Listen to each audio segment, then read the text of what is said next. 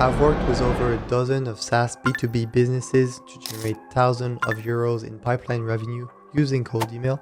In this video, I'm going to teach you exactly how to write effective cold email to drive new sales call and show you some real live example of some scripts we use for some of our clients.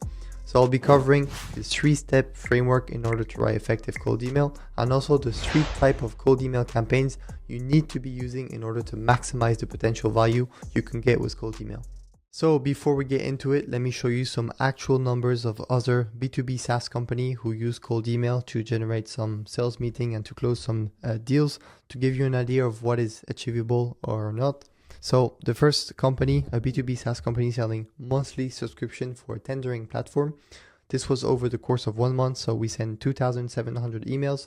We got around 293 positive replies, which half of them was booked into converted meetings. So around 140 meetings. B2B SaaS company selling enterprise solution for textile company. So this was selling a textile solution to like major fashion company. So the Dior, Ferragamo, Chanel, all of these. We booked 7 meetings for them out of the 9 opportunities, which resulted in around 80K of potential pipeline revenue. And then we work with a B2B SaaS company selling medical solution for pharmaceutical company, generated around 40 opportunities over the course of around 4 to 6 months, which resulted in around 200K of new pipeline revenue for them. So this is just to show you that the type of email we're going to see together actually applies to not really one specific type of industry, but really different type of industry. So textile, pharmaceutical, monthly, like just basic like information platform, and loads of different type of SaaS businesses like IT, transportation, all of these. So let's see how to write effective cold email. So some general rules you want to be following. These are just like the 3 fundamental rules. Is they need to be very easy to read. They need to be easy to respond, because what we're trying to do is just start a conversation. We're not trying to close people just by using cold email. We're first trying to get a conversation, then get a meeting, and then close them.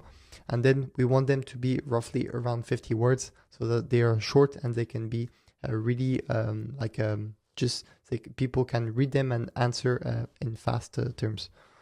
So then how to write effective subject lines, because this is going to be very important. If you have a really good email but your subject lines are not that triggering, people are not even going to open your emails in the first place. So having your like really good subject line is just a must. It's like wearing a classy outfit to get inside a restaurant. It's like the food could be amazing and you could have the money to pay for the food, but if your outfit is not even good, you're not even going to have access to go inside the restaurant. Subject line is the same. So there are 4 types of subject line. You've got your desired outcome. So this can be an example: want more leads, first name. You've got the pain point of your prospect: not enough leads, first name. These are really similar. You got the personalized subject. So this could be like if you know that your prospect has been to an event recently, they have raised some funds, they have done something like personalized about the company. It's going to be like concerning HubSpot webinar if you notice you attended the same webinar as someone else. Or it could be just curiosity, which is one we use a lot. It's just a simple way of people opening your email. It can be like sauce, first name, quick question. You probably received this yourself. So these are the 4 types of subject lines. You can't really go wrong with them. So how to actually write effective cold email using the 3-step process. So there's a simple way of breaking down cold email, at least effective cold email, in 3 different steps. I'm just going to walk you through them. So you got your first line, which is the reason why you are contacting. So if you have a sophisticated offer, it should not apply to everyone. It should be applied to one type of like ideal customer profile, and you can use this to actually like make very segmented campaign. And when I'm saying like the first line, it cannot be like a random icebreaker, like people say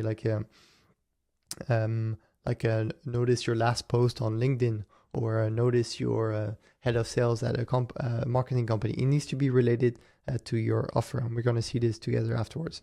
Your second line, it needs to be simply your offer, which usually correlates with your opener, and you need to back up your offer with some social proof.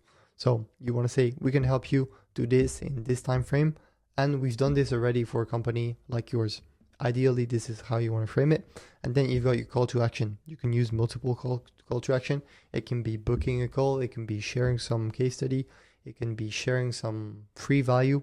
We're going to see this together also, but this is just to give you like the structure of how you want to create your email. This is an example, just an example I took like a few minutes ago of a book calls we had recently of how the email is structured.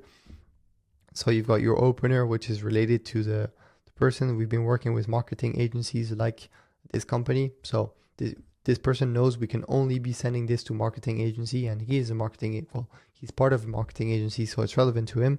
And then we're simply putting our offer with, we're putting the offer with some social proof, basically. It's a bit mixed up together here, but all the core components are here.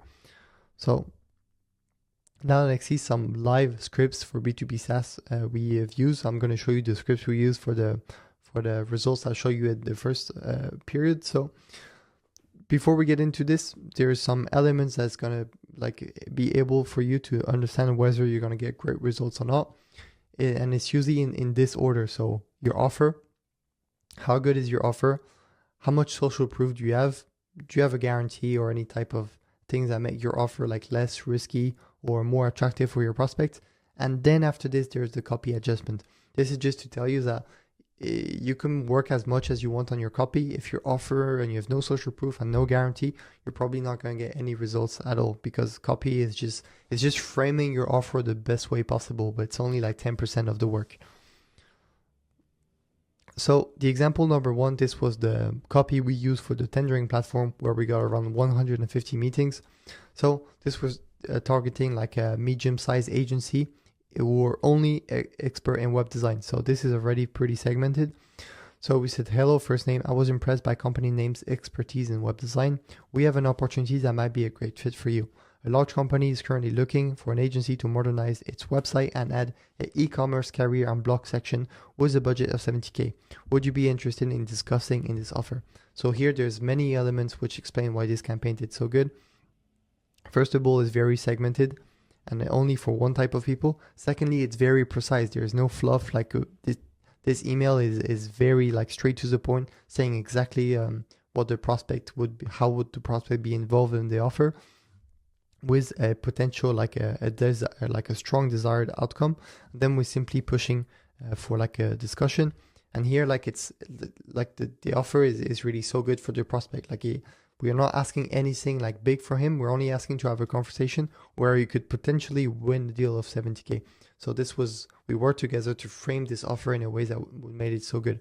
And so on the back end of this, people would actually have the call with the person, and then we would pitch them like, okay, to access this, you can use this software, which wasn't that expensive and covered easily that cost, and then get new people on the subscription. So the example number two. So this was for the enterprise, the B2B SaaS company selling enterprise solution for textile company. This one was selling actually like a software to track people who would bring back their clothes and actually easily connect them with easily like help big companies connect with like small retailers who offer like a repairing workshops in order to repair the clothes and bring it back to the customer and handle all of this cycle for them. So the example of the email was, hello, first name, congratulations on your achievement with company name. So you see here, I wouldn't probably even do this anymore. The reason why we use this is because we're targeting like people with big responsibility inside big companies. So C-suite level people inside the multi-thousand employees. So these people usually have a bit of an ego, and they did achieve usually they have like a pretty outstanding background, because they've worked their way like way up in the big corporate company. So this worked pretty well. And then we just say our software, then the name of the software, enables you to increase your customer LTV by offering a unique repair services. We're already working with some big groups and other industry leader in the textile and other leaders in the textile industry. May I send you a detailed case study? So here we know for this target, which are people who are very busy, so you're probably not going to accept the first call straight away. So this is why we pitched the detailed case study. And here we did a big work to understand like what are some KPIs these people are tracking. We tried a few, and we found out that LTV was a big one for them. And now the last example of the B2B SaaS, for this time the pharmaceutical industry.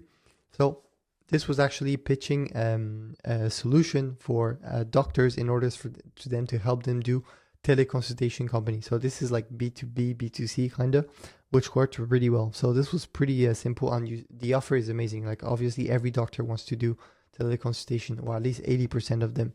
So we just say, hello, doctor, last name. Heard you're recognized as one of the most competent doctors in the city. We didn't really have this information. We just knew like this again would stroke the ego and would work pretty well.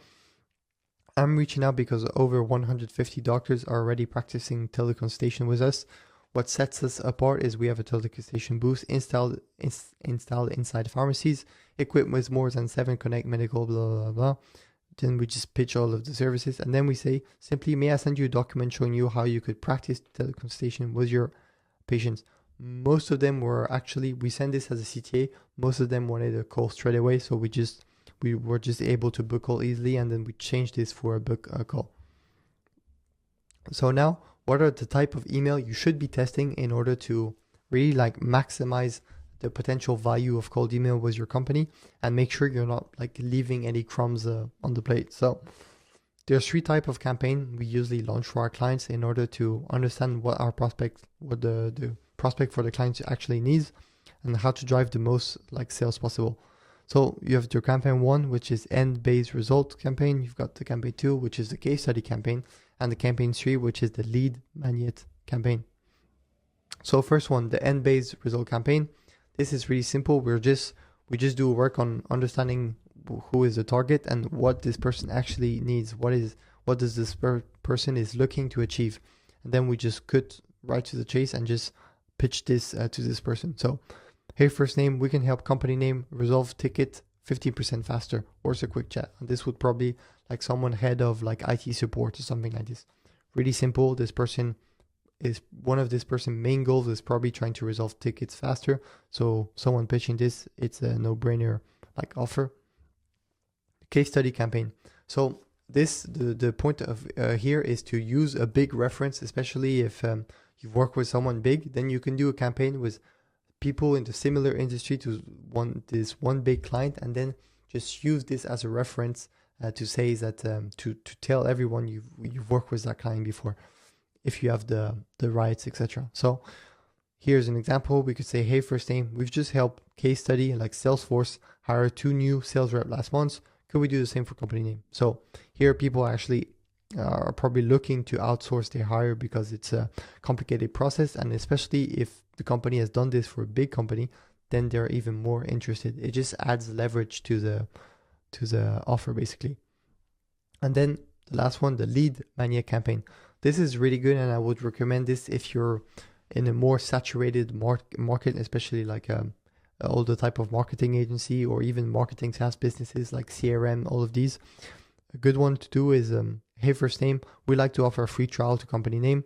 Who should I assign the seat to? So try to offer something for free. When you're offering something for free, most people are just saying like, okay, I'm just going to send a free like 157 PDF document. I'm going to do a quick audit, etc.